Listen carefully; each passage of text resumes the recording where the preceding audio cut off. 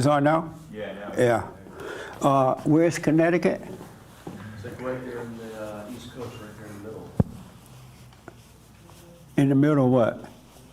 Of the East Coast? Yeah, I think it touches Virginia and South Carolina. Right next to that, but Oh, it is? It touches South Carolina as well? I think so. I think so. Oh, I didn't know that. It's up by Oh, he said it doesn't. It doesn't. Northeast, Pennsylvania, New York, Connecticut. It's by Oh. New York.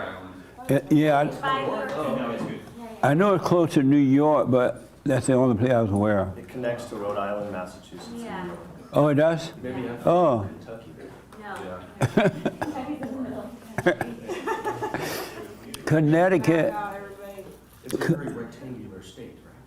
So what? It's a very rectangular state. Uh, It almost looks like a big, like sandwich, like a foot long sandwich. almost. Connecticut looked like a place that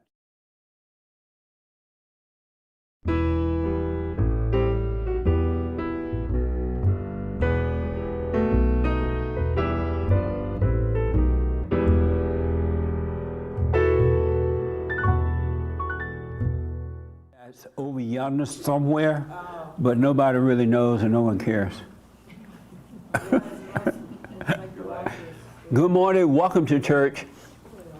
I'm Jesse Peterson. You can get involved in our chat line by going to YouTube and chat with what we're doing, and I will get to your questions and answers as we move forward. All right? Good morning, y'all, again. How's everybody? Y'all had a week this week? Any questions or comments before I get rolling? Anybody had anything interesting happen in your life? Did Satan visit with you? Yes. Satan visited you. And what happened? And what? I just allowed him to steal many hours yesterday. Oh, you did? Yeah. And what happened? How?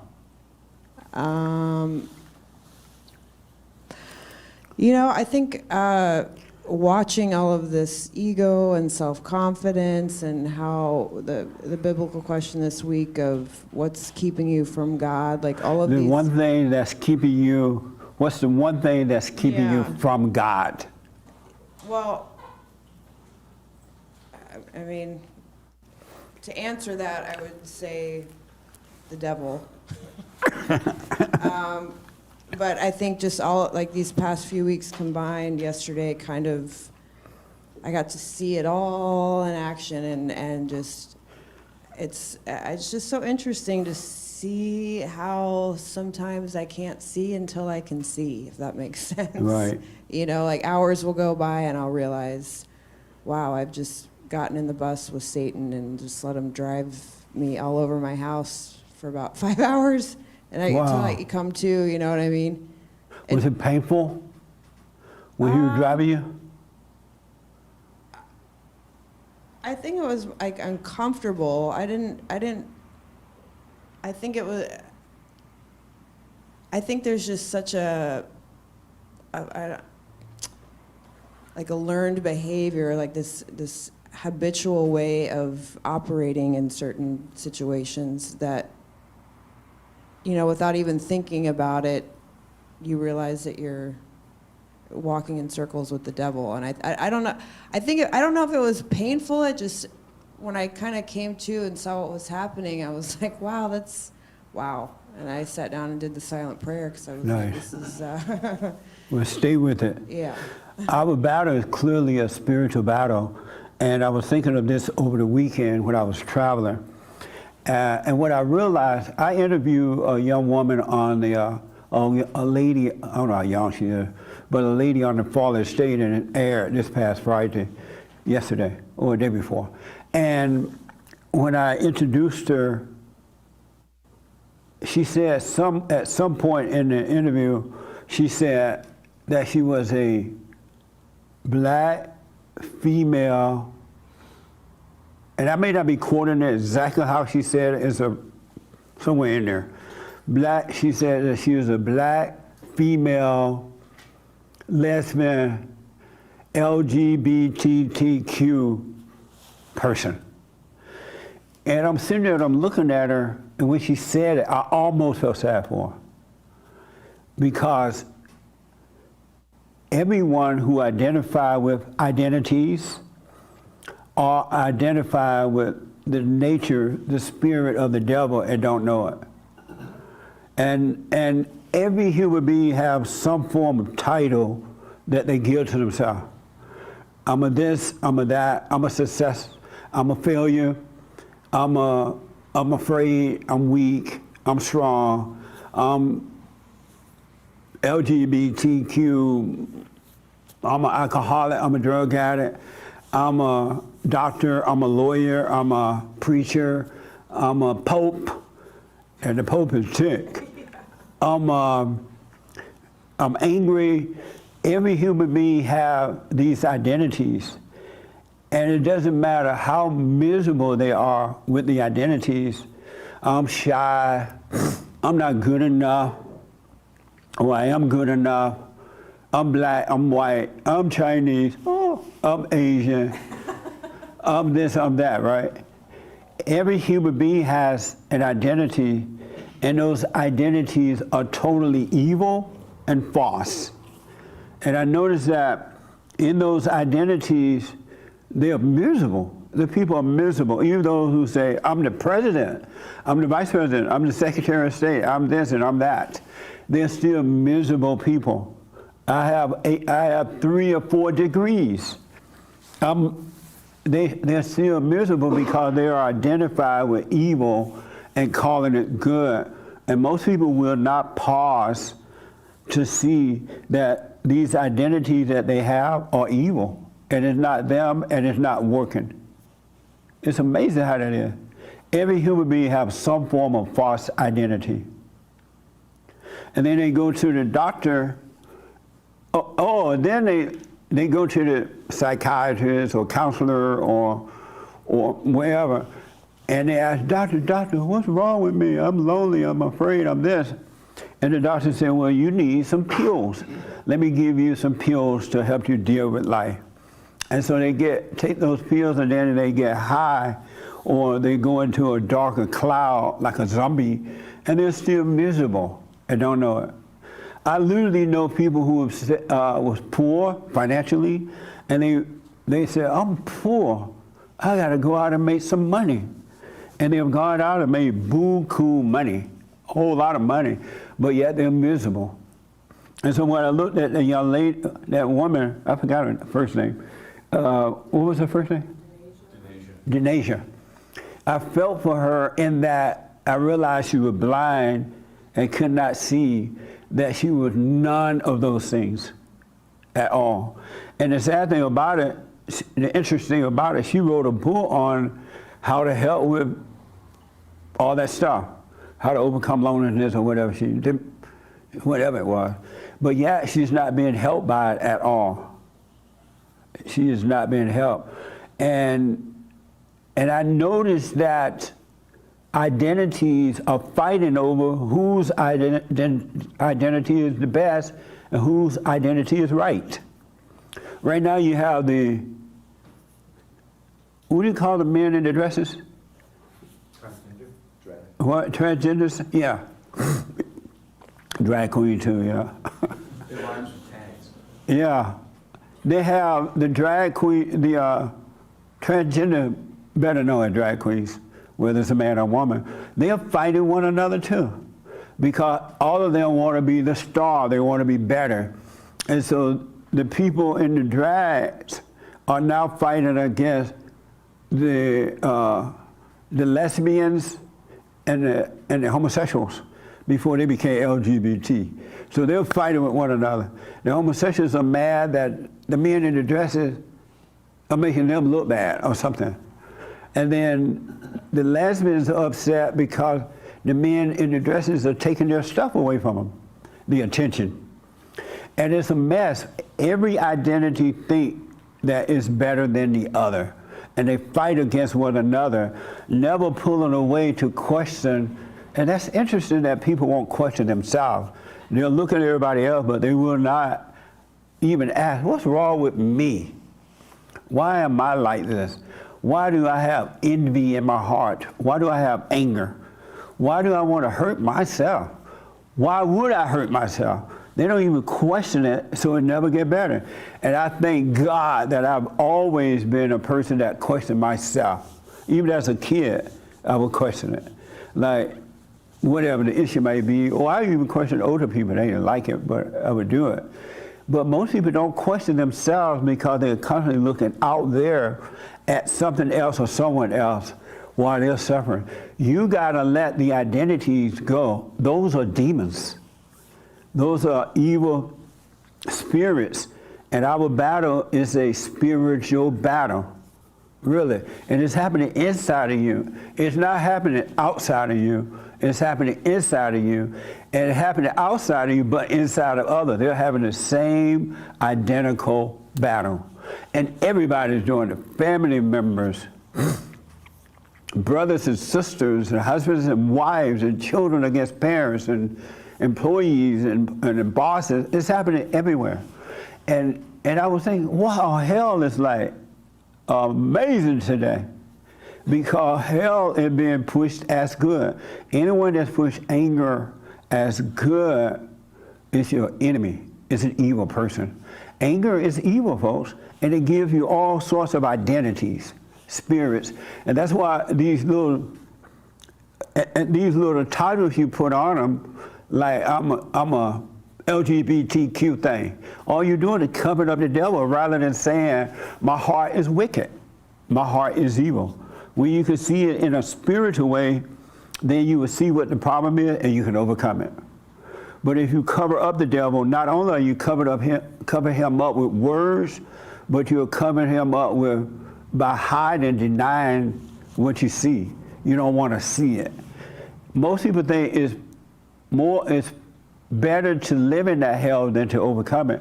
And that's why they will fight you if you even dare to suggest that they can overcome it, that it's not them. You are not these identities. You're not an alcoholic. You're not a drug addict. You're not a homeless person. You're none of those things. Your heart is wicked and the devil is ruling. That's what's going on, and you gotta, if you want to be free, you gotta stop identifying with these things. Because you're really worshiping and supporting the devil. The real you have never gotten angry. You've never been afraid. You've never ever done anything wrong. You've never been guilty. You're not a saint or a sinner. You're none of the things that you've been told. The real you is neither black nor white. And it's crazy that in my country today, you have black and white people going at it. You have religious people fighting over their religion. They're fighting over religion. And that's what happens when you take on any other form of identity, you protect it. Even though it makes you miserable, it doesn't make you happy, you still fight for it. For example, I just discovered that, if it's true, it looks like true, I don't know, that Christianity has been on attack for a long time now. But the one thing I didn't know the Jews fought with the Christians over in Israel. That was in Israel, right, Sean? Over in Israel, the Jews, not all, but most, are fighting with the Christians. They are burning down churches, they're attacking and throwing bottles and all kinds of things because the Christians, the Jews over there hate the Christians, and the Christians hate somebody, and somebody hate, because they have taken on another false identity, and it's called religion. The Allahu Abba people fighting with the Jews because the Allahu Abba people believe that Israel religion is less than their religion. And no one paused to say, okay, if I'm convinced that my religion is best, it's the right way, why would I fight over it? Just because someone else said, no, that's not true. Why would I fight over it? And the only way I would fight over it, I'm not sure that it's true. I believe, without a doubt, that Christianity is the #1 religion. It's the best because it requires that we do exactly what I'm telling you. You got to look at yourself. You must be born again of the heart. Salvation is of the heart, not of the vices. That's another lie. Now the vices, people fighting with the people say salvation is of the heart. No, salvation is of the vices. What the? The vices belong to your daddy, the devil. They come, that's his nature. That is the abnormal nature that you've been identified with. All the things I just named and then some. So the Christians and the Jews, and Sean, you were telling me, my producer was telling me, it's because of a new book they have or something, rewritten of the Jew book, the Bible. Yes, I mean, as far as I know, it's really as basic as they think Jesus was just a rebel. You know, the Jews think Jesus was a rebel. They believe he existed, but they don't believe he kept their commandments. He sort of rebelled against their commandments and didn't keep to the rules. So it could be as simple as, you know, they're fighting over Jesus. Right. I don't understand it fully, but the Torah and one of the other books, the Torah and one of the other books are newer. So Talmud. That's the one I was. Talmud? Yeah, Talmud. Talmud. Yeah, Talmud. Oh, okay. And so that's a new Jew Bible? Yeah, as far as I know. Okay. Yeah. But for me, I see words, just like titles or identities. Words are the thing that separates people and me from God. Amazing. Because you think of all the different denominations of Christianity, they're all fighting over words. They're fighting over different interpretations of the Bible. Right. So Protestants, Baptists, Unitarians, they're all fighting over words at the end of the day. And once you see that, you see it's really kind of silly. Yeah. And so the Jews that read the Talmud, that's why one of the reasons they're attacking the Christians, because they think that about Jesus. Right, as far as I know. I don't, I'm still learning just like anyone else. I don't have a full understanding of it. Right. But as far as I know, I think Jesus was just a rebel. And did you tell me, or maybe someone else told me that in the book, the Talmud, whatever it's called, they think that Jesus is in hell somewhere? Yeah, I'm pretty sure Hassan was the one talking to you about Hassan, they said that Jesus is in hell? That's correct. You said that's right? Yes, sir. And why is he still in hell? He definitely went there and he destroyed the devil. He conquered the devil, he defeated the devil. That's why it's over, right? One of the reasons.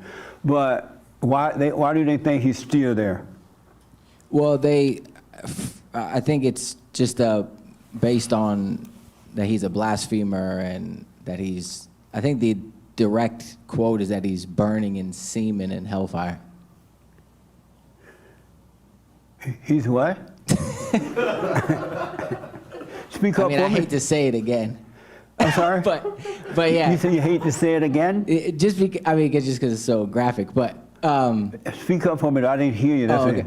Yeah. Speak from your chest. Speak like a man. Basically just that based on him being a blasphemer, and it says that he's burning in semen and hellfire. Semen and hellfire? Yeah. What's semen? I mean, I don't know. It's like pee. It's semen like pee? Come on. Or number 2? What? It's not holy. Oh, okay. All right. And so whatever the thing is, they believe he's burning in that. Yeah. And I think the main thing is that they feel this in the Talmud, a lot of this is directed to all Gentiles. It's not just specifically Christianity, it's all Gentiles, but there is a specific thing that the Jews and every other people, including the Allahu Akbars, is that it is a specific disdain for Jesus Christ. Whoa.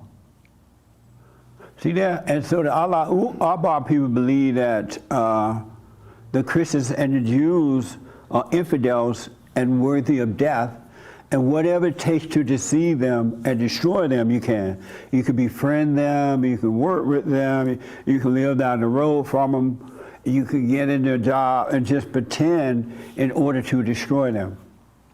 And so religious people are fighting over religious people too, over religions as well. But nobody pauses and says, why am I fighting over a religion, an idea? Religion is just an idea. It's not even real. It's not even real. And everybody fighting over this idea of what they think is real. Isn't that crazy? And most people, it's so prevalent today like never before in the history of America. And I kind of know why. One reason is destruction of the family.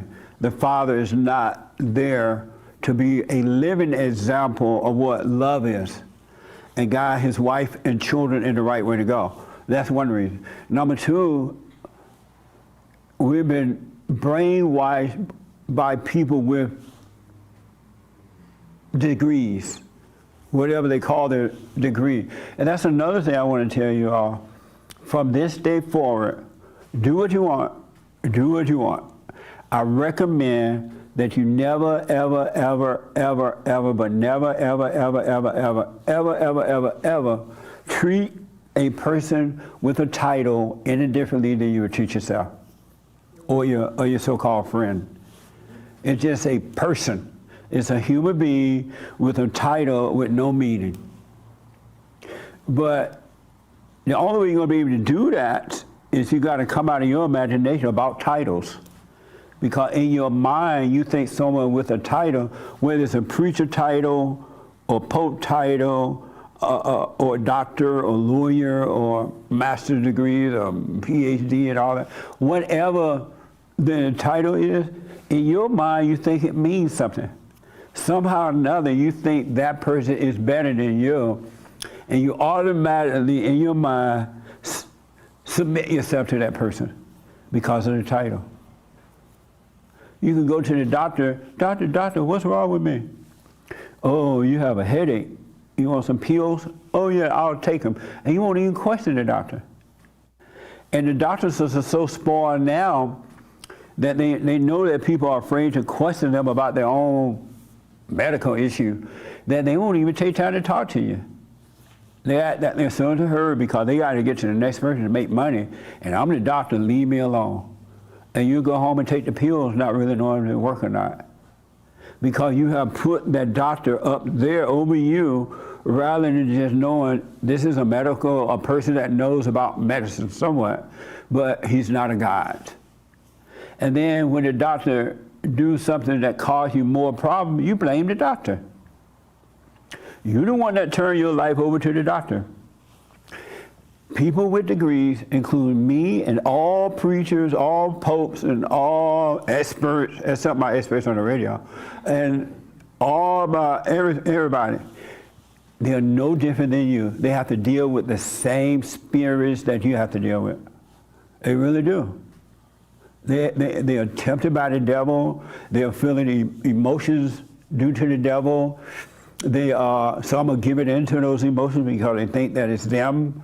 They have fear, they have doubt, they have worries, they go home and fight with their wives, or the men have to, since they're doctors, they turn their wives into Jewish princesses or something like that. You ever met a Jew prince? A Jewish prince? I used to work for some Jews and their wives were princes and they didn't do nothing. They just dressed up and had their hair done and came over to the office and harassed the husband and go back home. But a person with a degree is no different than you. And Christ tried to tell the people that back then. He's like, look, I'm no different than you. It's not me. I'm a human being with the Spirit of the Father in me, and he sent me over here to tell y'all that you're free. And that you can do the same thing I'm done because of the Spirit. The same Spirit that raised me from the dead will raise you from the dead. It dwells in you. But the people say, no, we want more. You are God. No, I'm not God. No, you're God. As soon as someone said something about him, all of a sudden they brought him down from the pedestal. Oh, you deceive me. I want to kill you.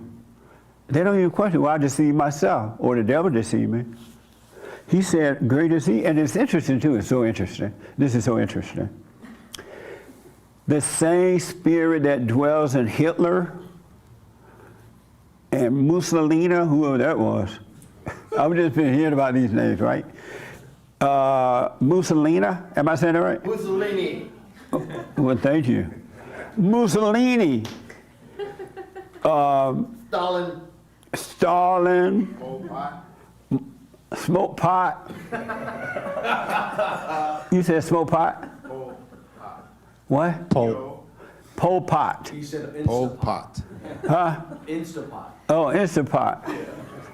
The same spirit that dwells in those people, the same spirit that dwelt in Jeffrey Dahmer, the same spirit that dwells in men and women who have sex with children, the same spirit that dwells in Mama, the nice lady or the bad lady, the nice guy or the bad guy, the boss, the employee. It's the same spirit that dwells in everybody. It's the spirit of evil. And that's why Christ tried to tell y'all, you can't be judging. It's in you too.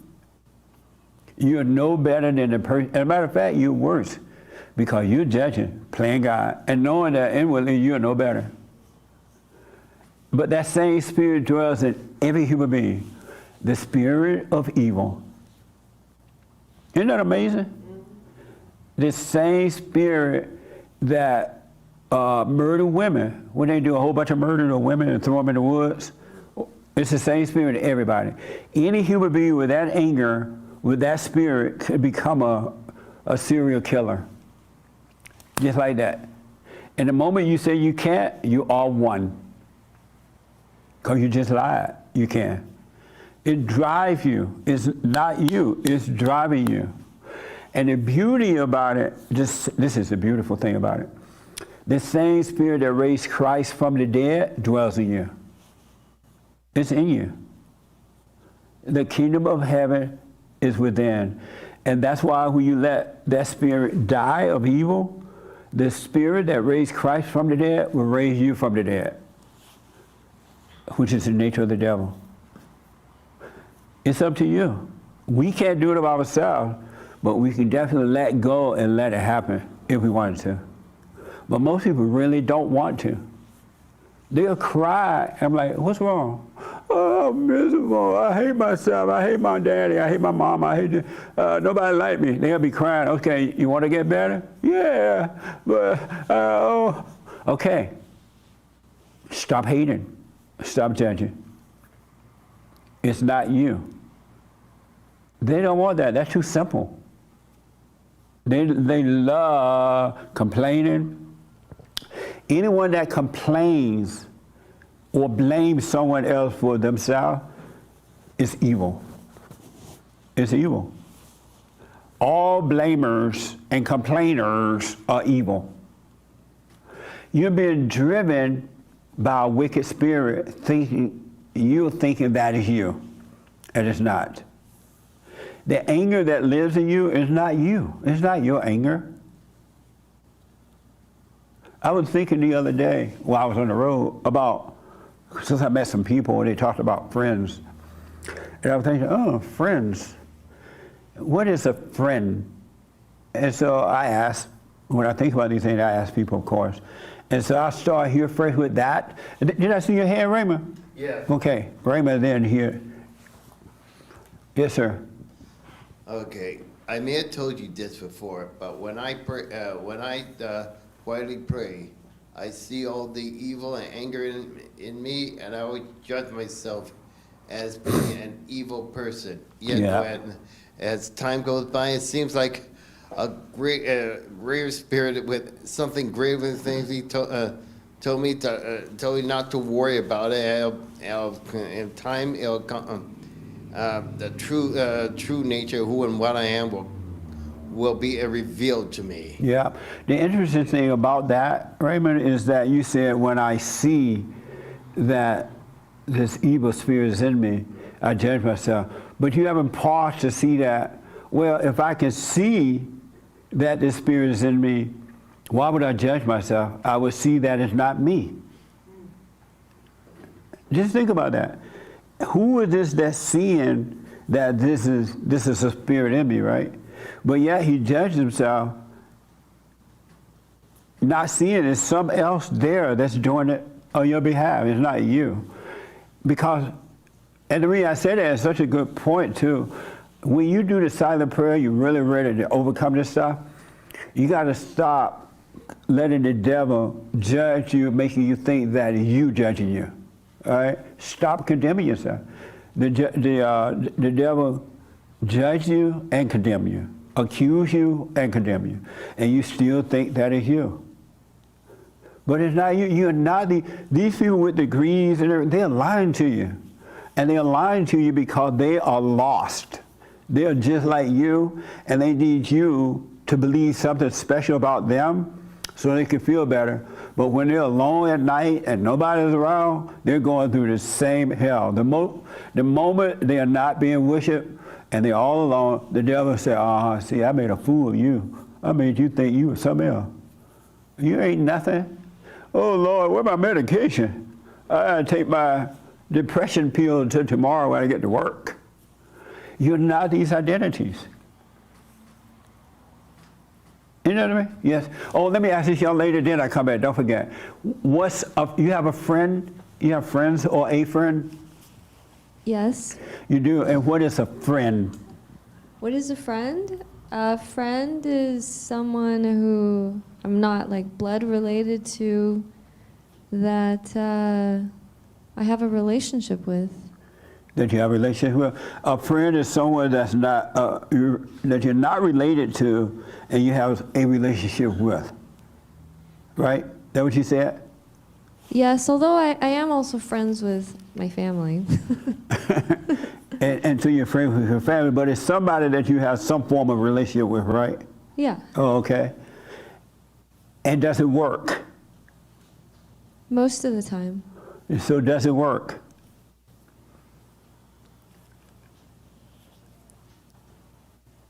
Yeah, I mean, okay. Uh-huh. You got me.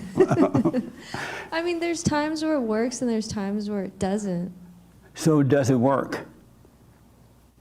Okay, in this moment, yes, it does work. If you were to ask me tomorrow, maybe not. It might not be working. What make it work at times and at times it doesn't? Honestly, the thoughts that I have, if I misinterpret something, then our relationship can falter. And if I, but if we talk it out, for the most part, it's just a misunderstanding. Oh, okay. Nice.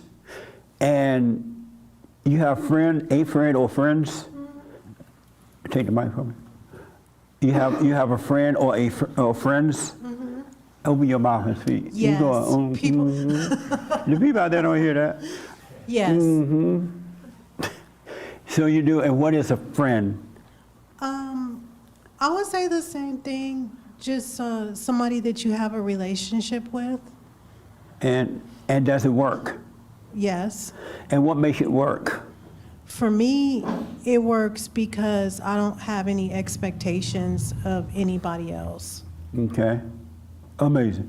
You have friends or a friend, at least one? Nope. Hold on a minute.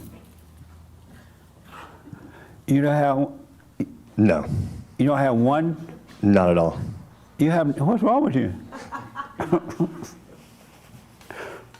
Why do you not have friends? Not even one? At one point, I thought I did have friends, and I just realized that it was just two miserable people who didn't like their own life being together, and that So those friends you were started- miserable and they were miserable? Mhm. And you realized you didn't like your life? Yep. And then what happened? Well, I found your show, Oh, and I started waking up and realizing that just because somebody's nice to me or does something for me, it doesn't necessarily mean that they're my friend. Maybe they're just a person that might just do something nice for you. Oh, because okay. they're miserable too. Amazing. The young lady behind you want to respond. You have friends or a friend, at least one? Yes. How many do you have? Oh, I don't know. You have a bunch of them? Yeah. You Yes. need it, yeah. They can't hear you. Only I can see. So, what is a friend? Someone I enjoy spending time with. Someone you spend time with is a friend. Oh, okay. And does it work? Yeah. It works? Oh, Yes. okay. What works about it? Mutual respect, I think. And what is mutual respect? I think it's just an understanding that we're each individuals and we respect each other's differences and enjoy each other's similarities. And so if your friend says something to you about you, like, you're a sorry, poor excuse of a woman, would you still be friends? I mean, I would ask them to explain, and I'd probably want to have a little talk about it, but essentially, if that's how that person feels, they're entitled to how they feel. Oh, okay. But would you still be friends? I don't know. I mean, it would be weird if that person chose to continue to spend time with me, if that's how they felt about me, Yeah. but, you know. It would be weird for you or them? I mean, me, probably. And why would it be weird for you? Well, because I would know that they didn't actually like spending time with me, which is something that constitutes a friendship in the first place. Amazing. Have you ever broken up with friends? Yes. And why? If you can remember one reason for breaking up with a friend. Because I realized I didn't enjoy spending time with them. And why not? I think that there was a lack of mutual respect. Oh, okay. I think that they didn't particularly, they wanted me to do and think things that I didn't want to. Oh, And so okay. I felt like I needed to create space. Amazing. Yes, sir. You had your hand, and then go ahead. Did you want me to respond to the friend question? Yeah, or you want have me friends? to- Yes, sir, I do. You have friends. What is a friend? Can I How make many a- do you have? Can I make a comment before I answer that question really quick? Yeah. I Tell just me find first, how many friends you have? maybe a whole say bunch of them? Maybe five to 10. if I had to Nice. give a number to. And what is, okay, yeah, you wanted to make your comment first, and then. I was going to say, it's amazing how we don't actually consider some of the definitions that we use in like real life. I know. You know what I mean? Because Isn't that, like, I'm sitting crazy? here and I'm like, man, I know he's going to call on me soon. You know, what's a friend? I'm like trying to scramble and think of something. But it's amazing how automatically we just, hey, it's that thing. Well, what is that thing? Yeah. I don't know, but you're supposed to know. It's like this kind of collective, I don't know, it's like hive mind. I don't really know how to explain it. But anyway, that's all I was going to say. And when we do that, we're unconscious. Right. We just don't know. Like Raymond gave a perfect example. I'm doing the silent prayer. I see these spirits and these evil spirits in me, and then I judge myself. Think about that. If I'm seeing something in me, it's like if I was driving a car, and all of a sudden my car broke down, and what I'm gonna say, oh, I broke down. My car broke down. I didn't break down. My car had problems. I didn't have the problems. But if you identify with the car, you're going to think you broke down. Isn't that amazing? I'm telling you, unconsciousness runs deep. It really, really does. Have you seen the movie The Matrix by any chance? The Matrix, I've seen it. I saw it when years ago when everybody was talking about it. But at that time, it just seemed boring because I didn't understand the people going through the machine things and all that. Yeah, it's pretty wild. It can get pretty But wild. now I'm watching it. Yeah, I think I may understand it. There's a scene in that movie where the guy's in the Matrix, right? The fake, kind of virtual reality. Speak from the whatever. chest. He's in a fake reality, right? There's a scene and he's eating a steak, and he knows that the steak is fake, but he keeps chewing it, but he's like, my mind's telling me that it's juicy and salty and amazing, and he just decides to just take that on. But he knows that it's not real. Yeah. But he's just enjoying it. He's like drinking wine and stuff like that. And I think in this life, and I think that's sort of the commentary of the movie, is that we can sort of do That's that. everybody's life. Right. They're in the Matrix. Now I understand it. Right. But I remember seeing it, and everybody like, oh, you need to see the Matrix. The Matrix is wonderful. And this, and I looked at it, and I'm like, I don't even get this. They going through different little machine things. Right. There's all this kung fu. How does that and relate stuff. to It's my like, life? whoa. But now I understand. Right. Amazing. Now the thing I was going to mention. I'm gonna have to really watch it now since I got a little sense. see what I can get from it. Okay. Well, the thing I was going to comment on is what we were talking about earlier, as far as allowing the devil to sort of corrupt your mind in the sense where you believe that you are, your thoughts and all these lies. Is it just reminded me of the story of Job, where the devil actually goes to God, right? And he's just like, hey, like, let me show you that this guy Job, he only worships you because you're giving him everything, Right. and he takes everything away from him, and it's all the devil's doing. And at no point, I mean, Job is kind of whining a little bit, but at no point does he curse God about it. Did he ever whine about it at all? I mean, it's a very, very long book. You know what I mean? And I think at one point what? towards the end, What? At the end of it. Oh, he whined at the end of it, he's just kind of like, "Hey, how much longer do I have to keep putting up with this?" And He was and like, that. what the? And then finally, he has a conversation with God, and God doesn't even really answer him. He just kind of says, like, "Who are you to question me?" And then he gets God everything said back. that to him? I mean, it's. I'm God reading said, who are you to question me? in a way. To Job? Yeah. Okay.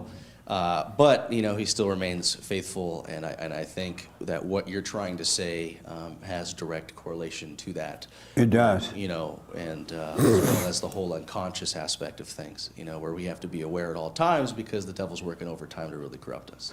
You can literally live this life on earth while you live and never doubt God. And never have a doubt. Really. You can live that way, but you got to get there. You cannot live the way you are now. You can't live that. But you can live that way. And I'm going to speak on how in a minute. All right. And so that's deep, man. Thank you. Let's deal with the friend thing. What is a friend? You say you have friends, right? Yes, sir. And what is a friend? I feel like the best way I can describe it is that a friend is somebody that you communicate and spend time with them more frequently than you would, say, a stranger or acquaintance, like giving it a very practical example. And I think what makes a friendship is love, not Friendship hate. is love. Right, it can't be it has to be selflessness, sort of like love without expectation, but also Meaning to give them your money even when you don't want to. not necessarily. I think that's Meaning to let them come over to your house to drink up all your liquor. No. I think it's more like serving them, where it's Anyone like, ever done that? Your friend came over, you had some good wine or something, and they drank it all, and now you want to cuss them out. But go ahead. I don't know why, but the song by Rick Springfield, "Jesse is a Friend," just came up. So Nice. And your name's Jesse. So, but yeah, what's interesting is that when you ask that, it actually makes me want to comment on something earlier that you mentioned about titles. Right. And I can't help but think we're kind of entering back into that territory somewhat. And I totally understand what you're trying to say in a spiritual sense, where it's kind of like, hey, if we just keep assuming all these titles, we're just going to get so distracted from Yeah. the main goal that we're just kind of going in a circle in a way. Yeah. But I think at the same time, there is like a earthly order, no different than how you talk about fathers and mothers and children and sort of, right, children, mother, father, Jesus, God, in that same type of title-esque. I think it's very practical. And so when we say the word friend, we're all kind of struggling to give a definition, but I think when we ask that whole collective mind is that we know what we're talking about, we just can't really explain it. Yeah. And my comment to that is, then why at the end of a lot of your hot seats are you saying, well, do we need more white babies? Why don't we just say babies? Well, we understand that there is a culture associated with what's going on, and it tends to be more favorably white. And it's like, oh, okay. And so I can't help but think, are we putting titles on that, or is there something actually real, like God ordained, like, hey, like that's a pair of shoes. Like a pair of shoes is not a pair of pants. Well, we need more white baby because we're going to lose America. Right, correct. Black people ain't going to make no ship. Right. Mexicans ain't going to make no ship to go to the moon. Right. Did you see that little airplane that they tried to send up the other day? Yes. And it fell back down? Ain't nobody else going to do that but Elon Musk. Right. Kind of like that George Floyd statue. And that just they put up. imagine if Elon wasn't around, we would have no little airplanes trying to go up there. Right. There was like a famous explorer, I think he went to Africa in like the 1800 or 1700, and there were like no second-story buildings at all. It was just all just like one-story huts. Meanwhile, Europe See? was making ships and this and that. But I'll rest my case. well, but that's what I'm saying. But like that whole concept of like culture is here right now. I'm not saying that we need to associate it and be like, oh, hey, you know, now we're basically, you know, like white black people or something like that. Like we're not, you know, winners, right? And so it's kind of like, hey, there's a earthly culture. Like there's something real, like what we have. Like even though we can't take our possessions to heaven with us, it's sort of like, hey, like I'm not going to go into your house and break into it because it's your house. You know, Right. God is blessing you with this physical thing. You know, like I'm getting into a car when I leave. We need those things to live on earth as human beings. You know, we need food, we need a job, we need a house, right? Just as a physical survival thing in a practical way on a human being. I mean, on earth, but that's not who we are. It's not at all. And so titles are fine as long as you're using it for a tool to manage our life. It's not who you are. Right. It's like, I have the title, whatever, reverend or pastor or something like that. And I've always said, it's just to let you know what kind of work I do, but it's not who I am. I am not Reverend Jesse Peterson. I am just Jesse, and Jesse does this type of work. It says right away, if I was a doctor, it just let you know, oh, I'm a doctor. Oh, okay. But it's not, I mean, it just means I do doctor work. It doesn't mean I'm a doctor.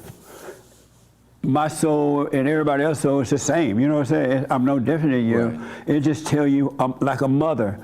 Oh, she's a mother, meaning she got some children. Right, exactly. That's all yeah, that it means. It doesn't mean you can't yell at her. Right. Right. Like if there's a gang shooting, probably black people, right? You know what I'm saying? We're gonna call the cops. We're not He's gonna white. He said that. Well, I'm mixed, ladies and gentlemen.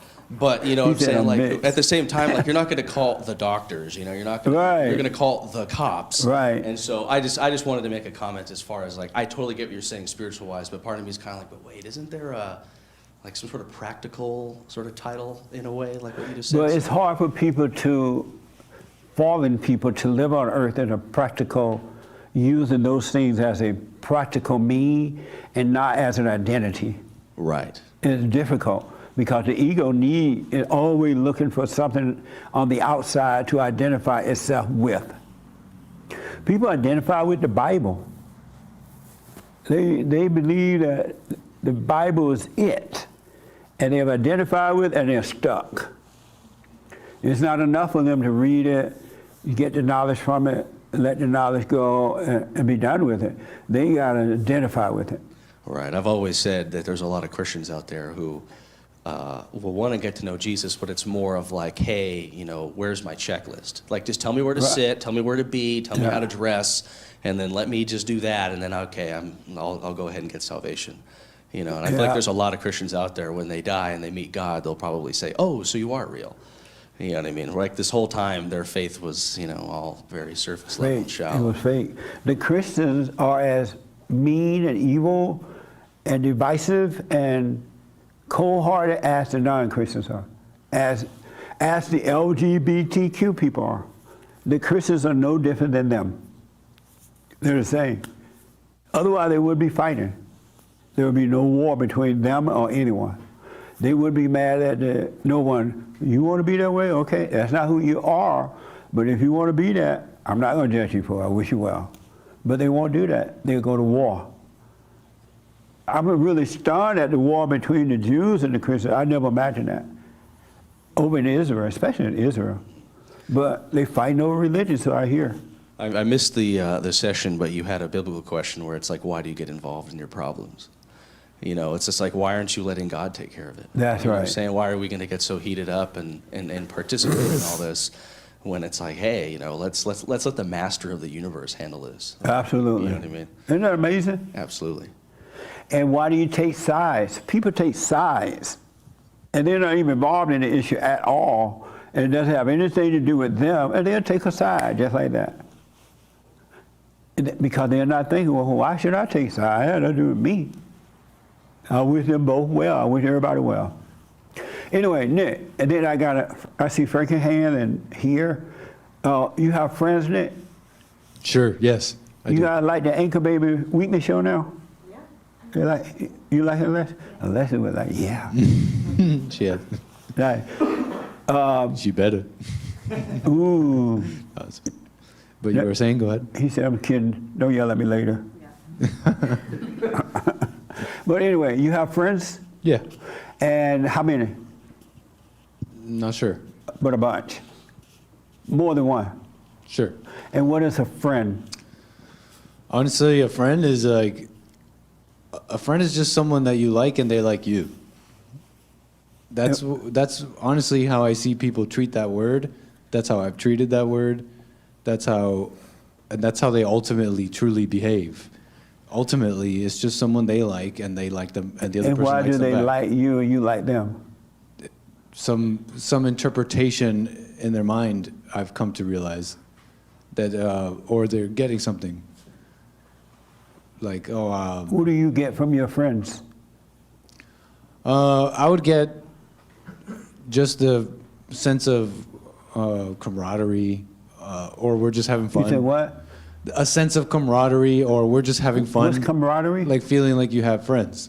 Oh. Yeah. Yeah. You look around, you wonder why is everybody laughing? Maybe.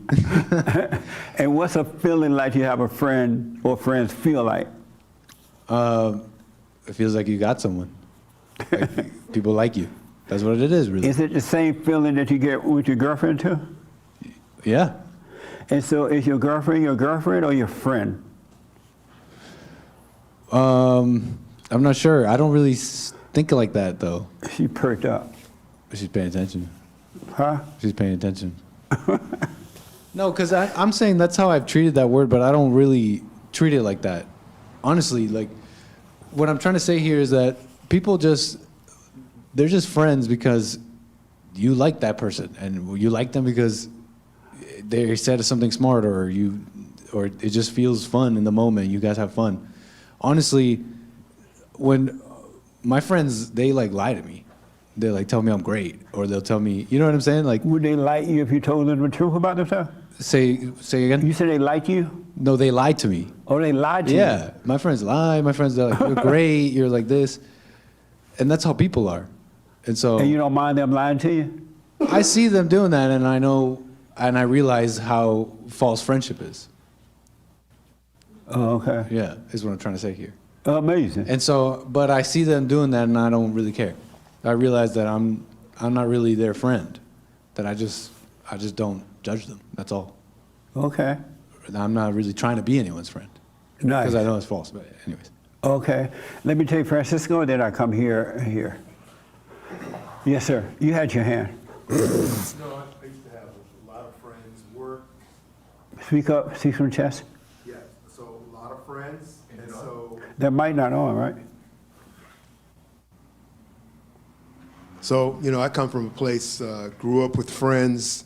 To me, a friend was somebody I went to school with, somebody who likes to play the same games that I play in, somebody in the same sport. It was pretty much everything. I go to work, those are my friends over there. Go to school, go to church, those are my friends. And, what I come to understand is none of them were friendly, my friends. I had built a world up about certain people that impressed me, and so I was like a 85% friend to them, and they were like a 10% friend to me.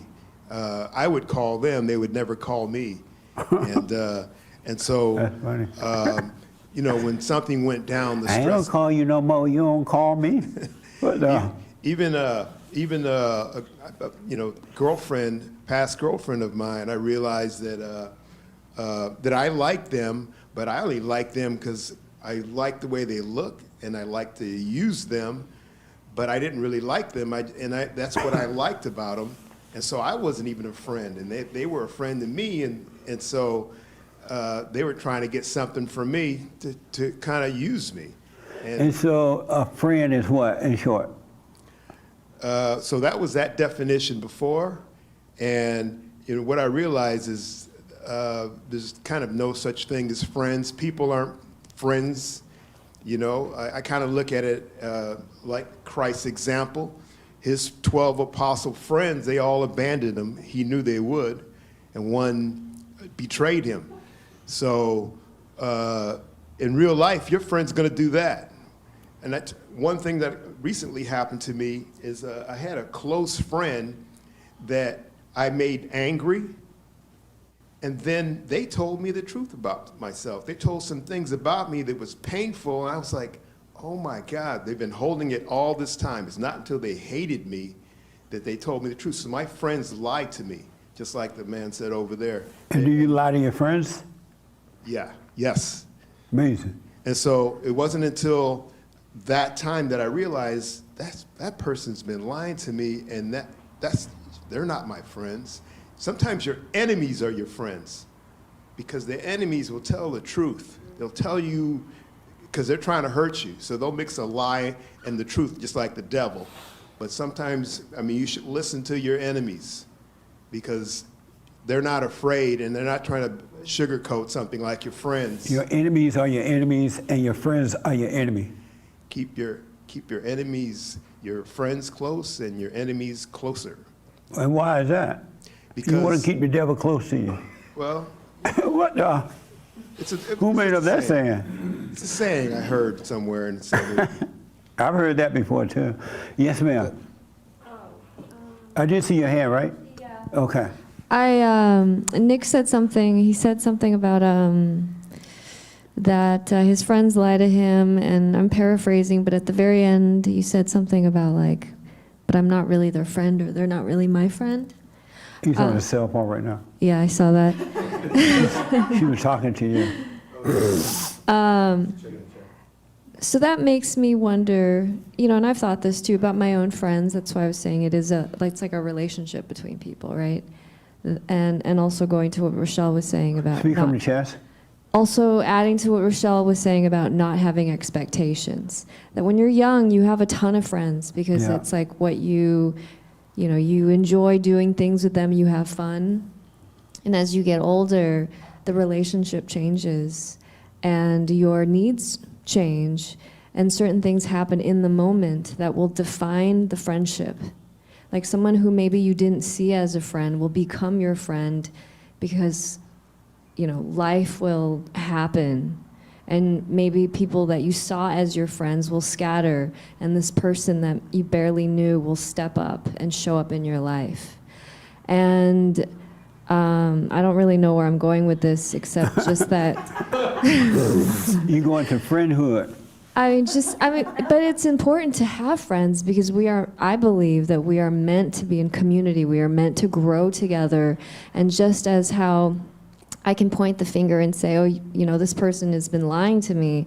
At the same time, I've been lying to them too, but I don't believe that it's like because of something evil. Like it's not because I want them to suffer and die. It's like there is a part of us that the truth can be very overwhelming. It can be very overwhelming. Yes, very And so overwhelming. that's why you lie to them and they lie to you? I don't know if that's the exact reason, but I would say that's one of the reasons. Oh. How is the truth overwhelming? Okay, for example, if I have a friend and they've spent their whole life trying to be a dancer, but maybe their rhythm is a little off. And they've spent like a long time and sacrificed a lot. Right. It would be, for me to like shatter their dreams and say, hey, you can't dance. Nobody really wants to be that person. That's why you have someone like Simon Cowell who will say it. Or maybe And even so you. it would be hard for you to tell. They spend their whole life trying to dance, be Yeah. a dancer. Yeah. And you can see that they can't dance anyway, right? Right. And so rather than just telling your friend, you can't dance, you must go pick cotton or something, right? You would let them spend the rest of their life trying to dance. I would say there's something about that relationship where they might be able to receive it and they might not. Right. But you wouldn't tell them they can't dance because it would be too hard for them to handle? I mean, I've said certain things like that before, and I would say that the people that I'm still friends with, they were able to accept that. And what they do with that information is completely up to them. But there's you some wouldn't that tell don't. them if they couldn't handle it? I mean, I have said things like that before.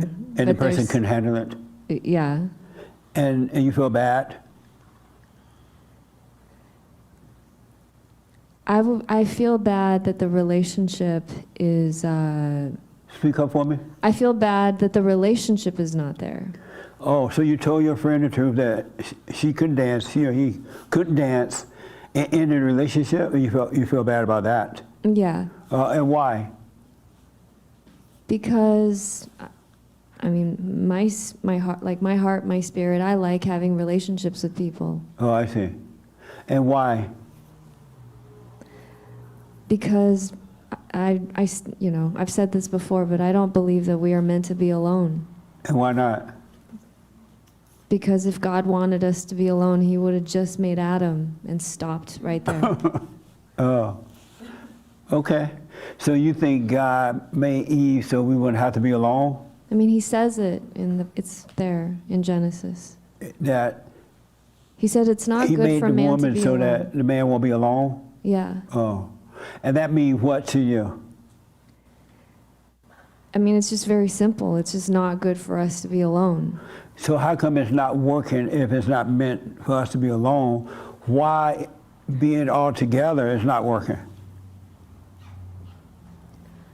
I think it is working. It is working? Yeah. Where? Because if it wasn't working, we wouldn't be here.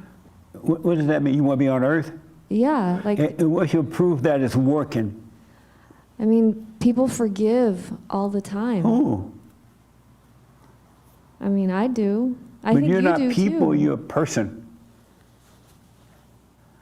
But okay, have you forgiven? Yes.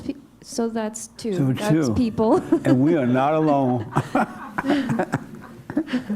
So two people, most people, 99.999.9, not all, Yeah. but 99.999 people don't forgive.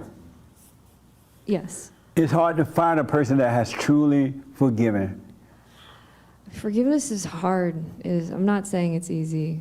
It's hard to forgive. It can be. Why? Forgiveness is the easiest thing in the world to do. It is the easiest thing to do. Why do you say it's hard? Because you have to humble yourself. You have to, well, for me, it's like, you know, the Bible doesn't use the word apologize, but it does say repent. So I have to admit my role in the situation. And that's not always easy because we don't always see our role in the situation. Oh, okay. You don't see that you have unforgiveness in your heart. I would say I don't always see my hand in the result. And that is because you're blinded by your unforgiveness? Or pride. I'm sorry? Pride. And what is pride?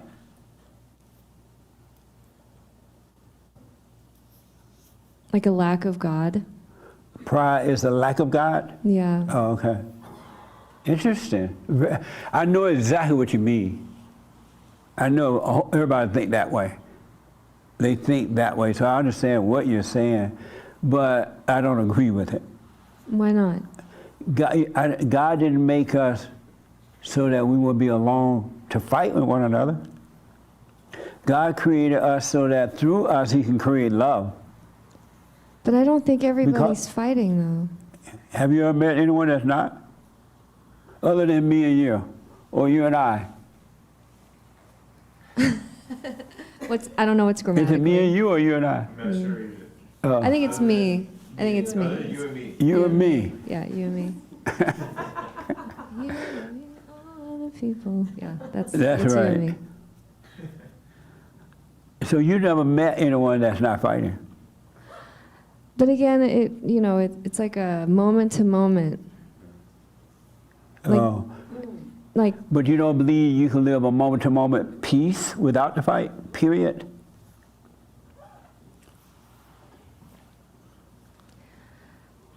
I mean, we're going down a huge rabbit hole right now. I definitely have I respect so much of what you say, but there are certain beliefs that are different. So just what? There are certain beliefs that I have that are different. Oh, okay. Yeah, but I understand. I really appreciate like what I've learned from you. Right on. No, you could disagree with me. I don't mind at all. Yeah. Really. We're not going to fight like they're doing in Israel with the Jews right now. I mean, with the Christians right now. Oh, God. And everybody out fighting over abortion. The abortion people that want abortion are fighting the abortion people, the anti-abortion people. If you don't want to kill your baby, don't kill your baby. If they want to kill their baby, let them kill their babies. Just think about this.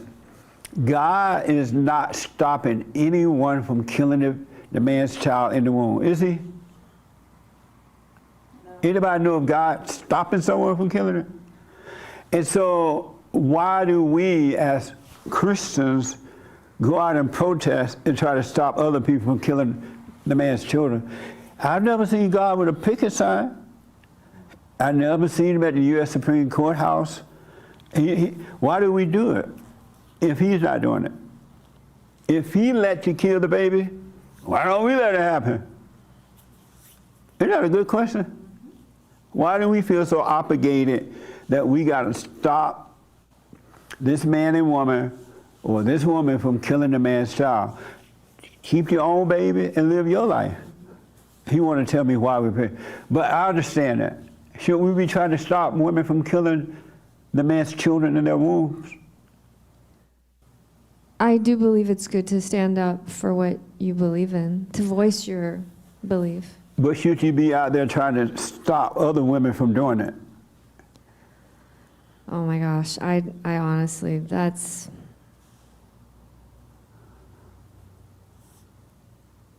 Okay, from personal experience, I have seen people stop somebody from having an abortion, and I'm grateful for that.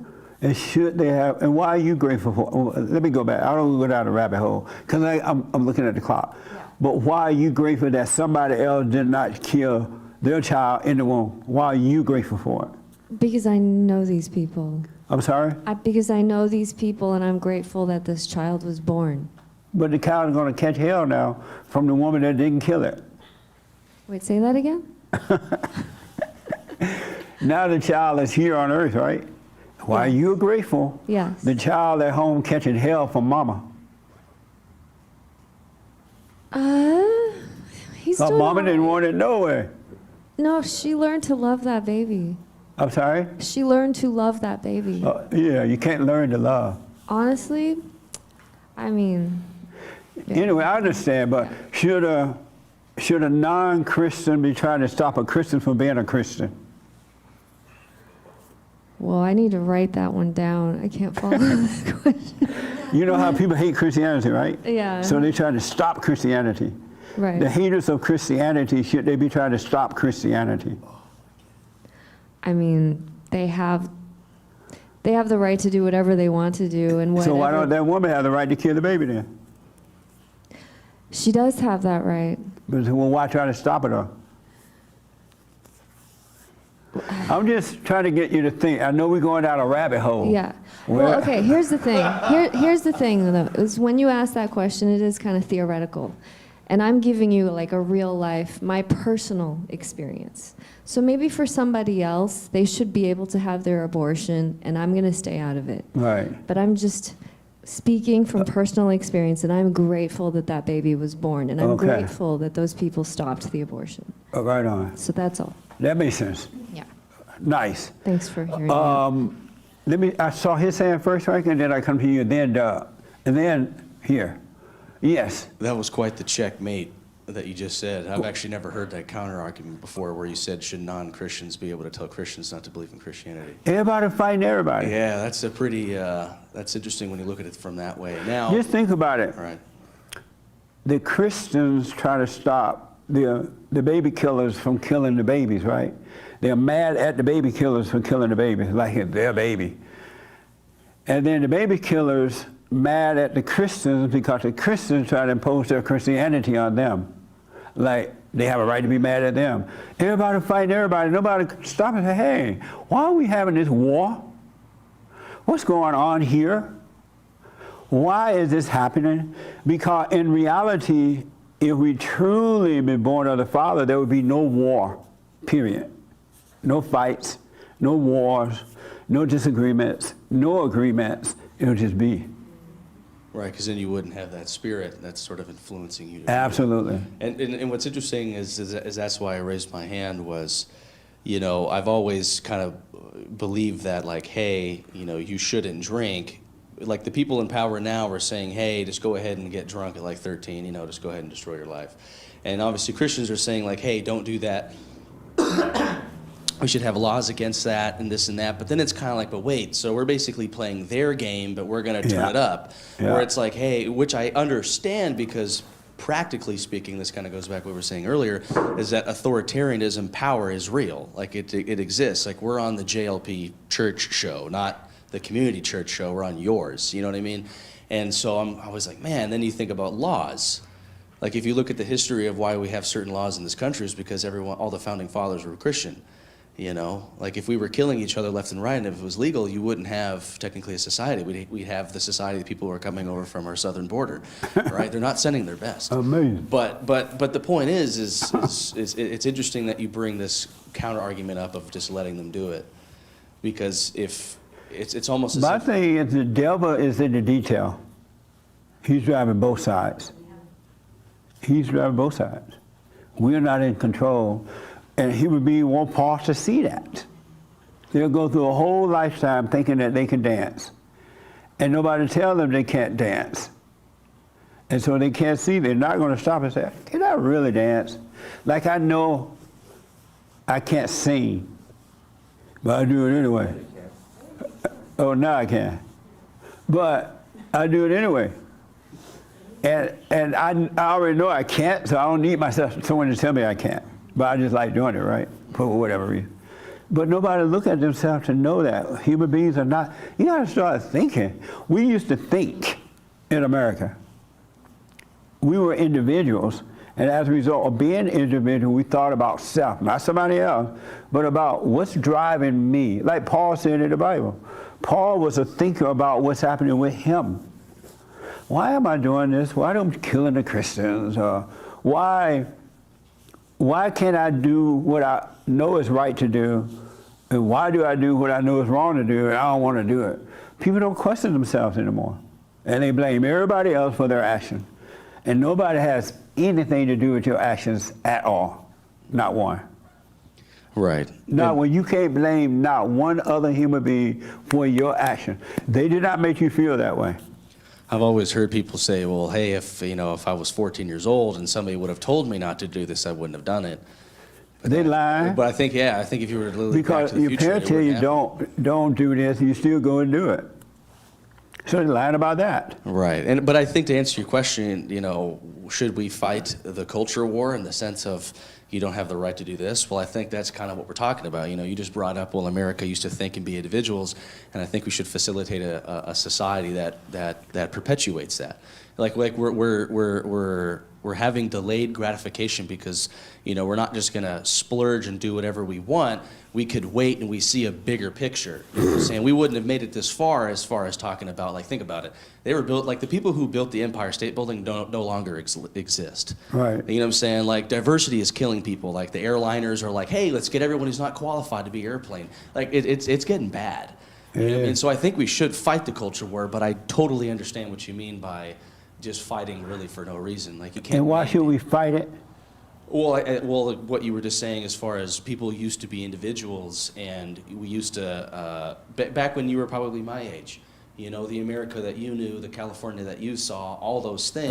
Right. Well, how were they there, and how do we get that back? Yeah. But what's interesting, and this is the last comment. Yes, I got to move on. Sure. I was going to say that no matter what, it's already predicted in the book of Revelations how bad it's really going to get. So as much as we're going to want to fight for like this utopian society, like we're going to have to wait until things get really, really bad anyway. Amazing. You know what I mean? But Thank you. Absolutely. Franky and then and Raymond. And then here, I got to come back here, I forgot. Yes. So what I realize about friends, it's the same kind of thing with family. I got family that's jealous of me, that hates me, my blood, known them, my family my whole life. I've had the same situations, girlfriends. The girlfriend is now, she treats me differently, but still lies to me. And my friends that are married, the biggest And lessons. you stay with her, or did you dump her? Well, in the past, I've had girlfriends like that. How about and the I've one that dumped lied to you now? You stay with her, or you dumped her? them. Still with them, yeah. You must love lies then. You love to be lied Men to? love lies. You That's love right. lies? Yes. Well, then what do you complain about then? I'm not complaining. He I'm found out that responding. this girl lying to him, and he still say, well, you deserve what you get. I like pain. The So, whole person's sin is to overcome it, not stay in it.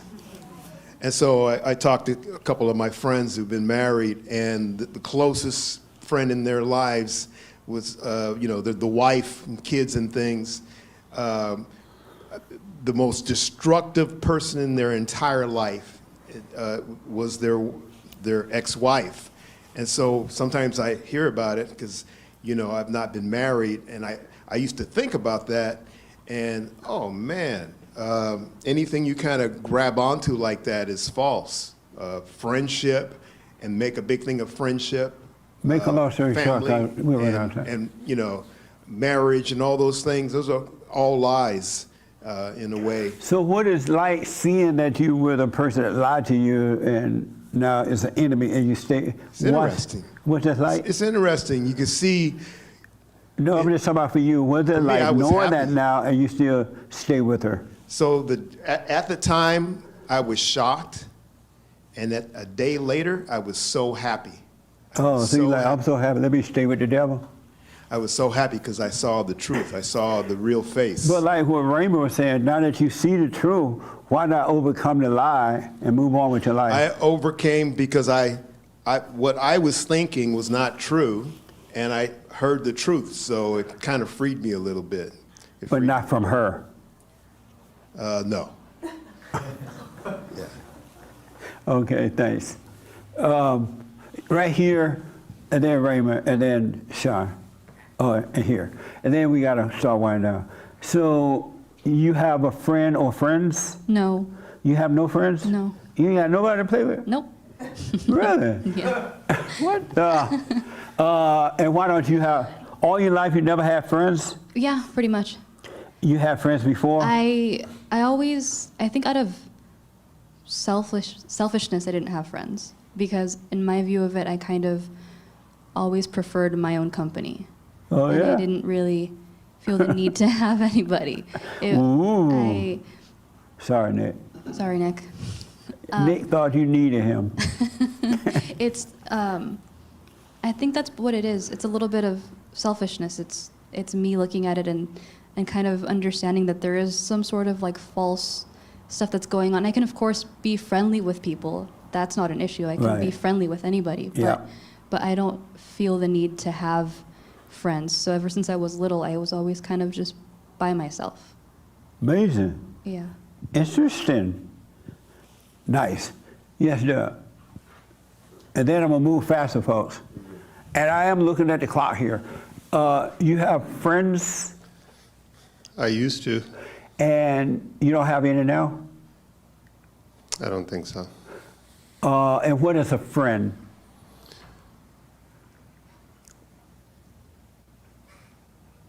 Well, I think when I was young, the friend was kind of like what everybody said, that person that you get along with and you do things with. But I think as a young person, it's a little more pure than, it's, two little kids can fight over a car, and 5 minutes later, they're best of friends again. So it's kind of, it's like they don't hold anything against each other except for maybe in that moment. And they deal with it and it's over.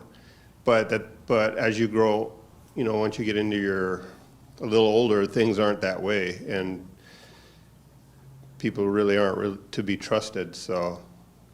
And so what changed once you get to that point? Where as a little That's a good kid, you question. were innocent to it. What changed and made you not see it the same way? That's a good question. Anger, I'd have to assume for me. Probably not assuming for me. Anger is what made the change when you are growing away from a child?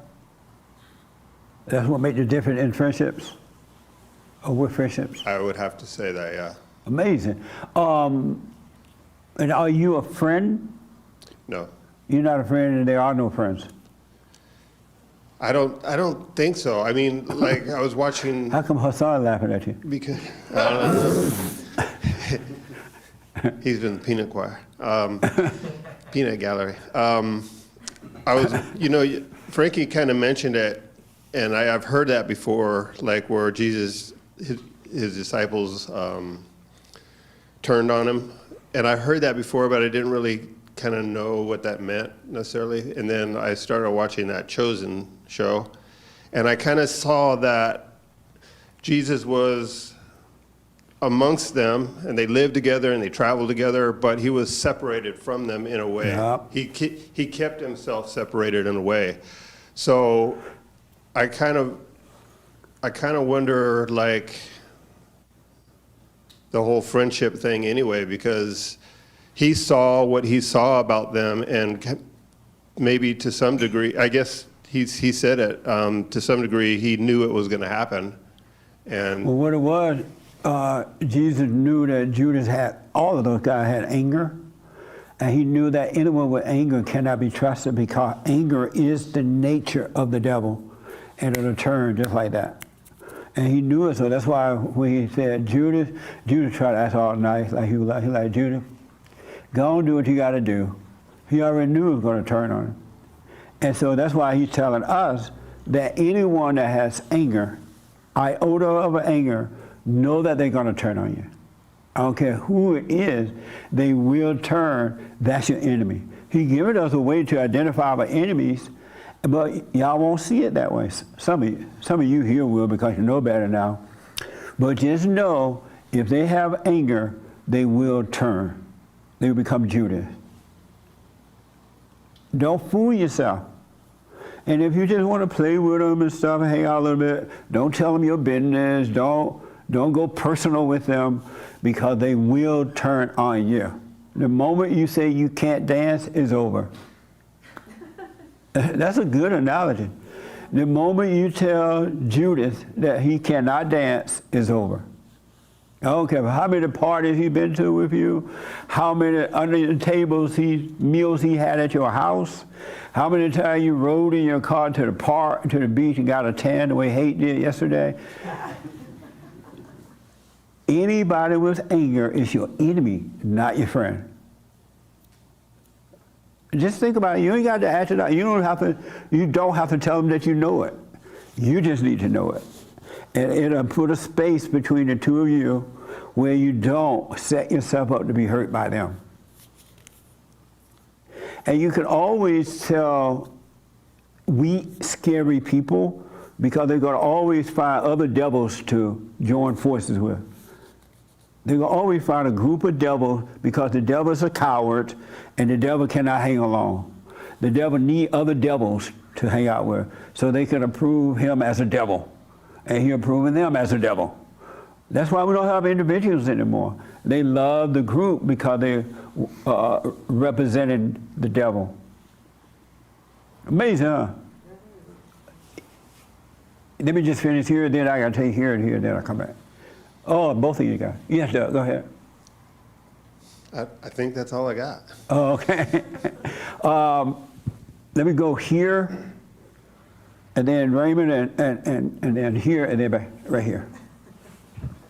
And then I got to wind it down. Yes, sir. So can I get some clarification? I've been watching you nonstop for about 4 or 5 years. I've done the silent prayer every morning and every night for at least the last 2 years. Took a little while to get there, but right. I got there. Better late than never. Right. Today you've mentioned about identities, and halfway through the church you also mentioned how we like to blame others for things that are going on within ourselves. Yes. And then I've also heard you mention on your show quite often that we need shame. There's not enough shame in this country. So how do you go about feeling shame and blame yourself without hurting yourself or feeling like you're the failure? Does That's that make a good sense? question. Is it when you can hold on to the mic for a minute. When you see yourself, like what Raymond said, when you see that whatever you did wasn't you, that it was a spirit of anger that made a home and you thought it was you, you see that it wasn't you and you can't believe that you gave into that. And you gave into it because you didn't know it wasn't you. But then in that very same moment, don't judge yourself. Because it's not even you judging you for what you did. It's enough to see it. And seeing it, shame is not like making yourself feel a certain way. Shame is seeing that something else is driving you and made you do crazy things, right? And once you see it, Satan's gonna try to make you judge yourself for it. Just know that's not even you judging yourself. I think that's why we blame others so much, because we don't want to look within ourselves. Because Absolutely. the first thing we'll do is we'll start judging ourselves. Yeah. And it's a fine line to take ownership of what you did, but not beat yourself up over it. But you won't even take ownership because you didn't do it. Right. Because when you take ownership, you're still saying you did it. But isn't that what, like, blaming yourself would be doing, is taking ownership? Like, Yeah. for example, just say like an alcoholic saying, you know, oh, my family drank, my friends drink, so that's why I drink. Instead of looking at themselves, blaming themselves. But the alcoholic wouldn't say, I'm an alcoholic, because that's an identity that's not them, correct? Right. Well, if the alcoholic is alcoholic and he's blind, he's going to blame himself. He's going to call himself an alcoholic. And then because we are justified and condemned by our words, whatever we say is what we'll become. Right. And so he's just going to start seeing himself as an alcoholic, not seeing that he got some other issue going on, and that's causing him to drink because he doesn't want to face the issues. Right. He wants to escape, not knowing that he's being influenced by evil. So he'll call himself that, and he will become that, because so is a man thinking, so as he is. Right. I think it's just going on the alcoholic subject of blaming yourself, like, oh, it's not them, it's me. I'm the one with the issue. It's not even that your parents did it either. Right. If your daddy was a drunk and you become a drunk, it wasn't because your daddy was a drunk. It was because you hated your daddy for being a drunk, because mama hated your daddy for being a drunk, and you become like what you hate. That makes sense. Whatever makes you angry. It's not your daddy's fault. It had nothing to do with your genes. It had nothing to do with any of that. It had everything to do with judgment. If you saw your father drunk while growing up, and your mother never said anything about it, and you just saw that he drank, you would never have a problem with alcohol because you never judged him. Sure. That would be his issue and not yours. But the world would tell you, oh, I'm an alcoholic because my mama was an alcoholic, my daddy was an alcoholic. They're lying to you. So when taking ownership, though, isn't necessarily, because I'm trying to get over the blaming, not blaming others and blaming yourself. I'm sorry? I'm trying to get over the not blaming others and blaming yourself. You want to get over not blaming others but blaming yourself? Well, as far as just the subject goes, you're talking about identities, right? Right. So if you blame yourself for what's going on within you, isn't that identifying with it? Right, because who is the self that you're blaming? The not me. The what? The not me. And so how can you blame the not you as yourself, though? There is no self to blame.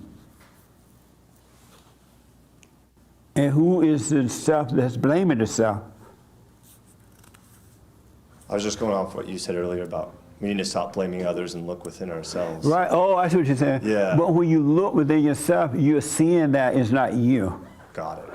And then by seeing that it's not you, you're going to see in others that it's not them. But we normally do want to see that it's us because we pity ourselves or for whatever other reason. You want to see that as you because you don't know that it's not you. If you knew it was not you, you don't want to see that as you because it's not you. there's no you to see. So there's never any blame because you see it coming from the spirit of evil that you thought was you at one time. And so you see that it's not you, you just see it without having a form of blame or anything. Oh, what you don't realize, and you might realize this now, that seeing it, all you have to do, and you don't have to put anything to that. You don't have to add anything onto it. All you need to do is just see it. Once it's revealed, because there's an intellectual sin too that doesn't work. But when the Spirit of God allows you to see it, there's nothing you don't need to title it, identify with it, blame it. You just see it, and the light take care of the darkness. That makes sense. You know what I'm saying? Yeah. You just need to stay out of it. Because it's the devil that's telling I you. think it's an intellect, like what you were saying. I'm intellectually trying to make sense of it. Right. He white. And you right. And the intellect is of your father, the devil. Right. The intellect is not of God. The intellect is there for you to get knowledge, but not for you to hold on to it. Let the knowledge go and wisdom will come. And that's why the silent prayer helps. I've been Yes. having to do it more this week because Satan's working overtime. So. Yeah. Because he's going to get worse as you wake up and see him. You haven't seen the pain yet of the devil. Oh, I've seen it this week. Oh, you did? I was going through what this gentleman did where I loved being lied to, and I let go from it. Uh-huh. And the devil's just in my mind all week. So a woman lied to you and you found out? Mm-hmm. And then you let her go? Well, I didn't find out. I knew she was. I just didn't want to let her go, but I knew it was what was best for me. Oh, and you let her go. You felt pain from it? And I also let my family go because they didn't really support my decision coming down here, so I let them all go. Right. So Satan's been working overtime this week to try and convince me that the decisions that I'm making aren't the ones that are right, or... Well, at least one man got sense enough to walk away from the devil when you see it. It was tough. And why was it tough? Because usually I have, like, homies, friends, and over the years that I thought that they were going to be my friends for a long time. Right. I always had them. Yeah. When my family wasn't there for me or my girlfriend had problems or whatever, I always had my homies, and just over the years, they either got married and then just stuck with their wife and they barely reached out, or there was altercations where one of my friends of 12 years, and he just recently like got drunk and just threw alcohol across the room and started yelling at everybody, and I was like, I don't want to be friends with this kind of person. So like when you think that people are there for you, your family, your girlfriend, your friends, and then years pass by and you just notice that things fall apart, you just gotta let go. Right. First of all, and just to add to what you're saying, nobody has ever been there for you. It's all been an illusion. And if they were there for you, there was nothing they can do for you anyway. I'm starting to realize that. Yeah, even if they're there, it's just another human being there. Yeah. They can't solve your issues, the spiritual issues that you're having. Oh, hold the mic to the mouth. Oh, they can't solve the spiritual issue that you have. Nobody or nothing can do anything about that. So they weren't there. They may have been hanging out with you, but that's about it. And in your mind, you were calling it something else. They were just there. Right. And I look back, I was like, we had fun together, but what was the fun? They were trying to escape their problems. I was trying to escape my problems. Yes, absolutely. Amazing. Yeah. Nice. So I got to move real fast. For sure. Sean, let me talk to Sean first. And so Sean went on with the trip on me, and he sat next to, don't say her name or anything like that. But he had an amazing conversation, something that I would suggest that when you meet people, don't judge them, don't get angry, but you got to put the truth out there, and you'll be surprised they'll hear the truth because they never heard it before. And they may not, whatever, in front of you, but at least without judgment, you told the truth to the person. But he had an interesting conversation with someone on the airplane. Yeah, it was really amazing. 4-hour talk. 4 hours and 10 minutes from here to Washington, D.C. We talked the whole time. And within the first 10 minutes, you know, obviously I'm more on the conservative side. She was very from LA, very liberal, progressive. And one of the first things we said to each other, well, one thing we can agree on is that we're probably not going to agree on anything.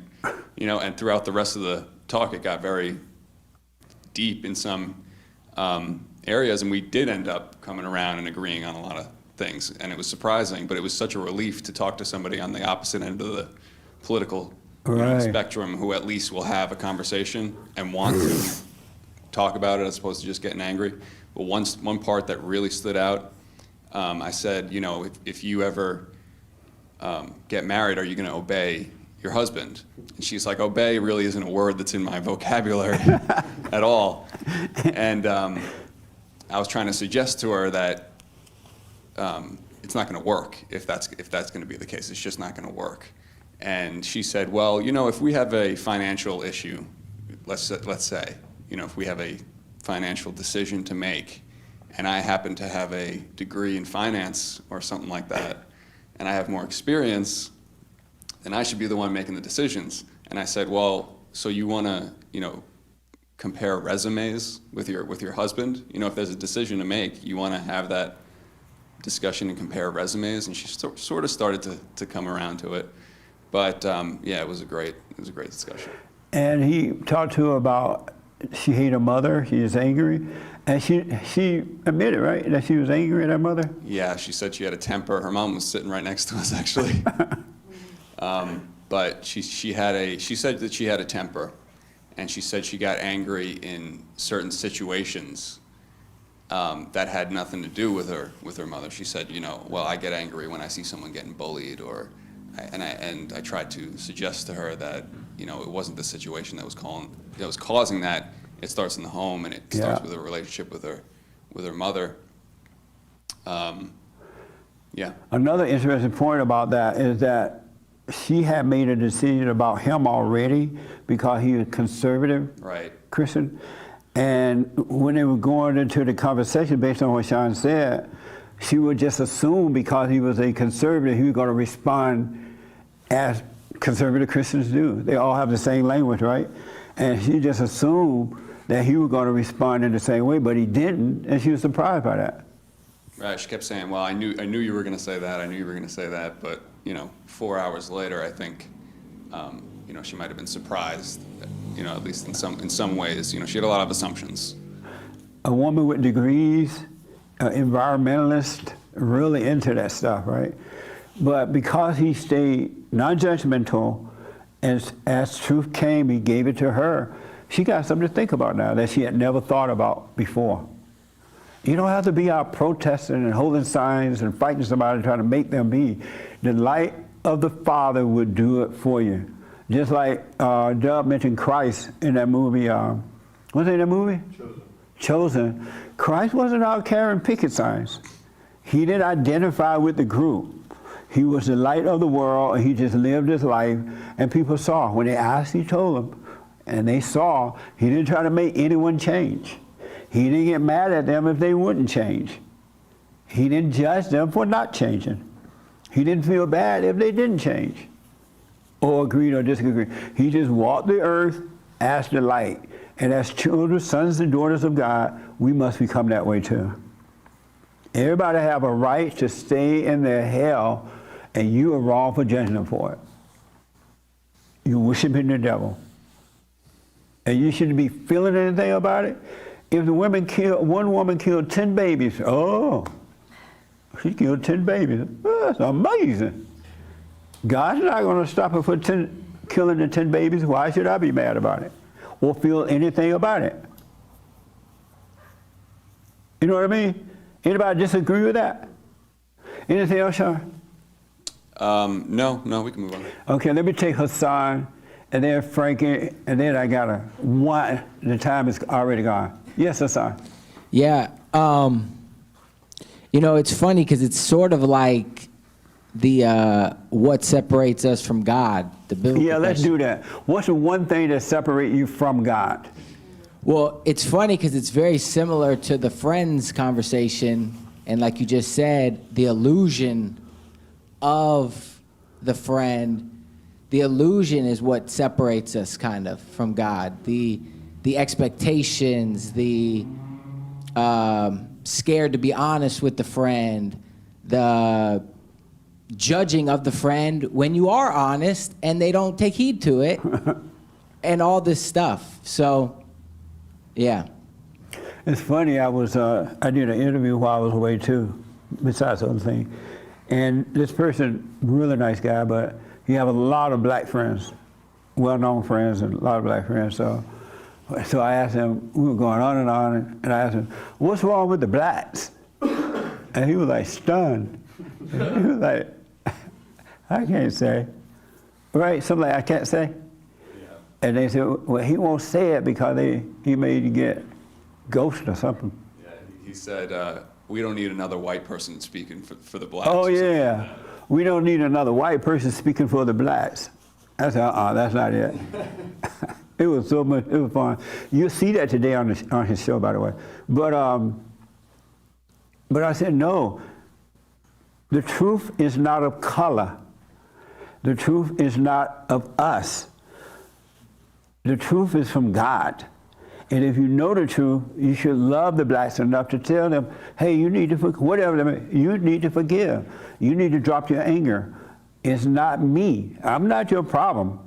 But if you say, well, I'm not black, I can't tell blacks what to do, what you really say, I don't love them. I don't love them. Because if you don't love all, you love none. You love none if you don't love all. And so I'm saying that because we got to get away from this idea that Christ doesn't care what color you were. The truth is for all who will receive it. It doesn't matter. All who will receive it, because it's a spirit. It's not even about color, male or female, or anything like that. Real fast, did I see your hand? Raymond, did I ever come to you? Not yet. Oh, Lord. Real fast and short. Franky here, and then, let me do Raymond after Francisco, then here. Okay. Yeah, Christ had no friends. Christ's example is his friends that he invited to be with him were murderers, they were thieves. Those were his friends. Everybody else hated him. And what Christ did is he showed love to them.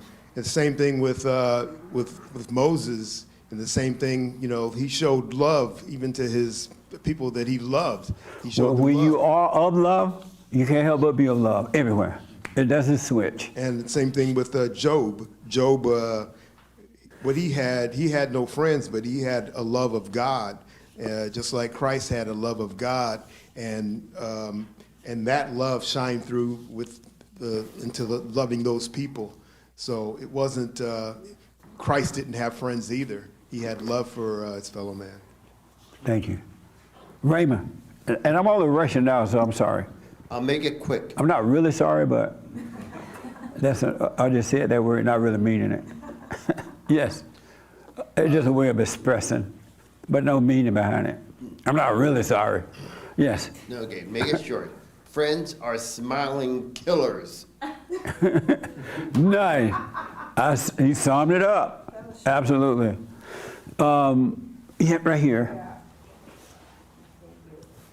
I just wanted to say I appreciate recently you suggesting that we think spiritually. Yes.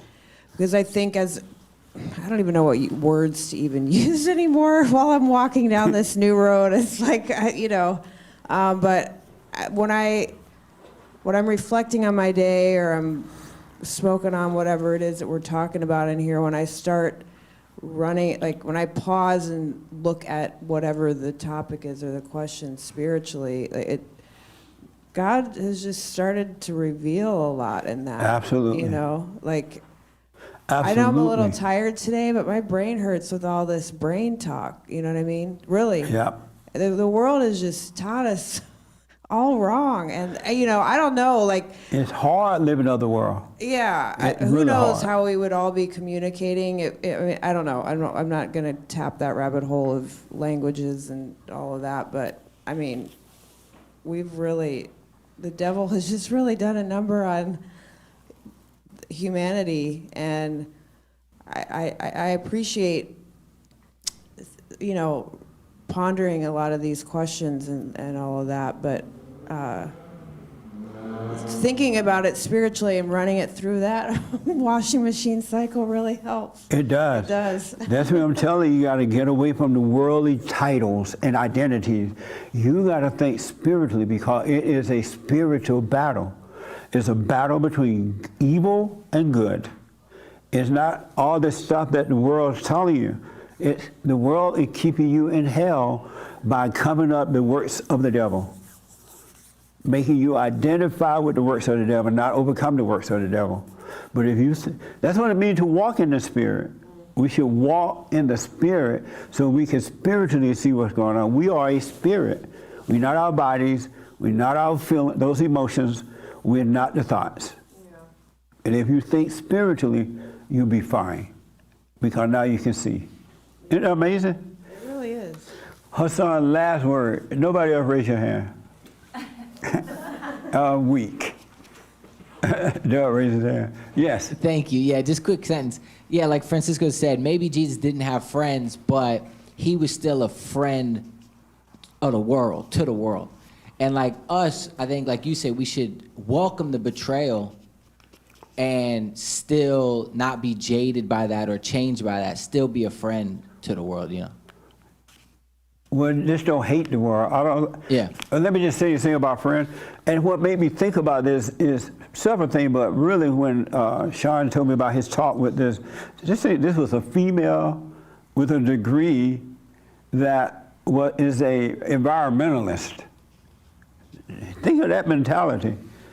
And he was able to have a sober conversation with her for 4 hours and never judged her, and she didn't get mad because there was no judgment in there. He wasn't reacting to anything she assumed that he was going to say or wouldn't say. That's how we're supposed to live. We have to go amongst the children of the devil and deal with them with the light. That's the purpose of the light. And we're going to judge them and not go amongst them. How will we help them? How would Christ be able to help us if he had judged us? We wouldn't be able to see what we see today. Yes. Living by revelation. Yes. Was the phrase that we were talking about. Absolutely. Living by revelation. Sean, real fast, what's the one thing that stands between you and God? Words. Words. Real fast, not a lot of it, just tell me the one thing. That's the biblical question from last week. What was the name? Oh, what is the one thing that separates you from God? I'd have to say myself. Yourself? How do you separate yourself from God? My thoughts. And are your thoughts your own? If I believe them sometimes. And so when you believe they become yours? Oh, okay. Yeah. I got you. The one thing that separates you from God. And then Francisco had wanted the last quick one thing, no long talk, boy. Yes. You and I talked about this. Oh, but don't say that. You sure? Yeah. I got the mic. Hassan. Oh, no, Franky. The one thing that separates you from God. Having fun. Having fun? Yeah. Having fun separates you from God? Yeah. Okay. Nick, you say? All those things, the illusions, the mind, all those things are true. But when I make it personal, what separates me from God, that's none of y'all's business. What? That's none of your business. That's not my business. Oh, what? Yes, Hassan. Lord. No, yeah, just the illusion, imagination. Okay. Yes. The one thing. Nobody else. Yeah, I'm sorry. The one thing that separates you from God. Knowing the truth. Knowing the truth? Okay. The one thing that separates you from God are your thoughts. Now, all those other things are happening, of course. Thinking you're this and being afraid and all that as a result of that. But the one thing that separates you from God are your thoughts. Because the thoughts are of the devil. And the thoughts stand between this is you, this is God, and the thoughts are there. And you believe this is you, and you won't climb the wall to see the Father. Your thoughts are separating you from God. And I guarantee you, once you stop believing them, you'll see God. You'll know him. You won't have faith in him, you will know him. You will know your Father, and your Father will know you. Isn't that amazing? But you need love first, because love is what conquers all. And meaning that you got to overcome salvations of the heart. The heart is wicked. The heart is evil because it's angry. And anger is the nature of the devil. So you must be born again. You must forgive. Starting with your parents first. You must forgive. And then yourself. Have mercy on yourself. Don't judge yourself because it's not you. And then when love comes in, that same love that raised Christ from the dead will raise you from the dead. And that's what's happening. When the ego is dying, you're overcoming death. And if you identify with the emotions and stuff, it ain't going to be easy. Because you're going to literally think that you are dying, but you're not. It's the spirit of the devil is that it's dying from you. And it'll go find some other human beings to live in because it has to live in human beings.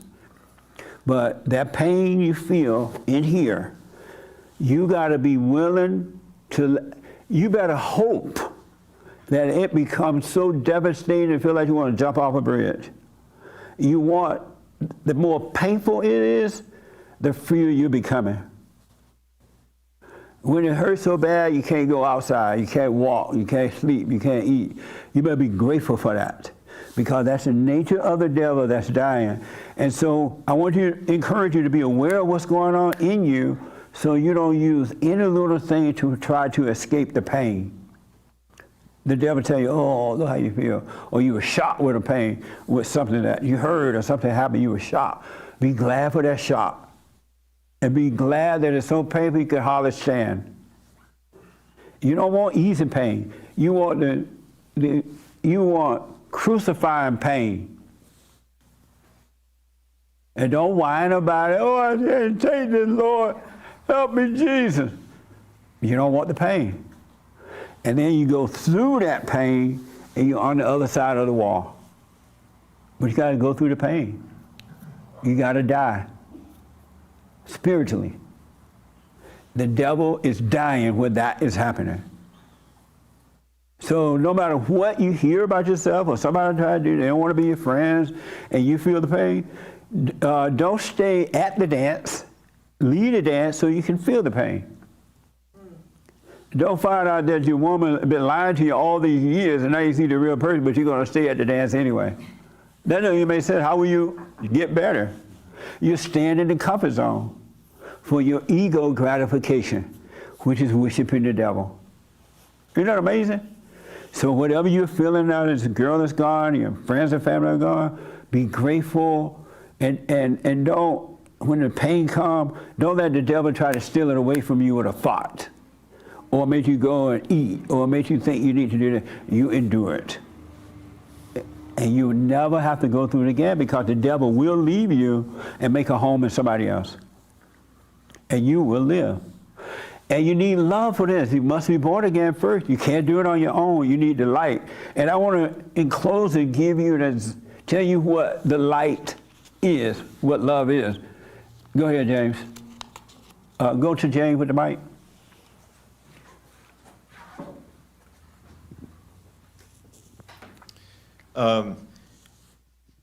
This is from 1 Corinthians chapter 13. Though I command languages both human and angelic, if I speak without love, I am no more than a gong booming or a clanging clashing cymbal. And though I have the power of prophecy to penetrate all mysteries and knowledge, and though I have all the faith necessary to move mountains, if I am without love, I am nothing. Though I should give away to the poor all that I possess, and even give up my body to be burned, if I am without love, it will do me no good whatever. Love is always patient and kind. Love is never jealous. Love is not boastful or conceited. It is never rude and never seeks its own advantage. It does not take offense or store up grievances. Love does not rejoice at wrongdoing, but finds its joy in the truth. It is always ready to make allowances, to trust, to hope, and to endure whatever comes. Love never comes to an end. But if there are prophecies, they will be done away with. If tongues, they will fall silent. And if knowledge, it will be done away with. For we know only imperfectly, and we prophesy imperfectly. But once perfection comes, all imperfect things will be done away with. When I was a child, I used to talk like a child and see things as a child does and think like a child. But now that I have become an adult, I have finished with all childish ways. Now we see only reflections in a mirror, mere riddles, but then we shall be seeing face to face. Now I can know only imperfectly, but then I shall know just as fully as I am myself known. As it is, these remain, faith, hope, and love, the three of them. And the greatest of them is love. Amazing, huh? The real love. And when he read the reflection of the mirror, it's like when you look in the mirror, you don't see yourself. You're not the person in the mirror. You're just an image in the mirror. That's not you in the mirror, right? And so this illusion that you have in your imagination is not you. It's just an image, it's not you. So you gotta stop identifying with it if you want to be free. And as the ego is dying, all the images and ideas would die too. All the friend, we talked about friendship today. There's no such thing as a friend. It doesn't even exist. It's a made-up word, and when you make that word up, you put all the meanings around the word. And when it doesn't go the way you define friendship, it's over, because it didn't go your way. We're supposed, and I forgot your name, your first name. DJ. DJ mentioned we were supposed to be on the earth. We're on the earth not to be alone, but we're on the earth not to have an image of one another, not have any expectation. So if I'm hanging out with somebody, I'm just hanging out with somebody. If I put the title friend to it, it changes it. But if I'm just hanging out, drinking or whatever you do, nothing can change the hanging out, because there's no image of it at all. There's no title to it. And with all your titles, the devil gives you titles, and he put the meanings around these titles, and if those titles don't work, if those definitions don't work, you got trouble on your hand. But just imagine a life with no images, no titles, no definitions. You just living your life. Then we're here for one another. We're here for one another because there are no definitions, there are no expectations, there are no titles, there are nothing to identify with but love, but the truth. And so Sean having a conversation with the woman on the plane with a degree in environmentalism, right? If she had gotten mad, it wouldn't have moved him. He just Sean's sitting there talking to another person.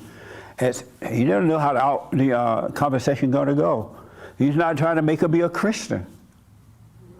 He's just speaking truth, conversation, that's it. And they can go have lunch. They didn't go have lunch, but at the end of the flight, they could have had lunch and no fight because there was no identity. No identity. So I hope this was helpful. So the one thing, and all these other things that come with that stands between you and God are thoughts. That's why God said, bring every thought into captivity. No such thing as a true thought. My voice is a voiceless voice. The devil talk to you. You can hear him. People hear the devil talking to them and they think God talking to them. They call him God. Oh, the Lord told me to go down there and save Sister Martha. Pray for Aunt Anna. The Lord didn't tell you to go down there and pray. That was the devil tell you that. And you call him God. But anyway, do the silent prayer. I hope this was helpful today. If you want to be free, you got to keep your eyes on you. You got to be willing to be an individual. And don't try to make yourself be that. It will happen naturally. You will overcome the world. You will live in the world, but not be all your little titles and definitions and whatever else you do will disappear. And you'll finally have a life right here on earth. Otherwise, it's going to be hell on earth for you. And when you drop your body, you're going to hell. And there's no way out. At least you have a chance right now to overcome. It's up to you. Do the silent prayer.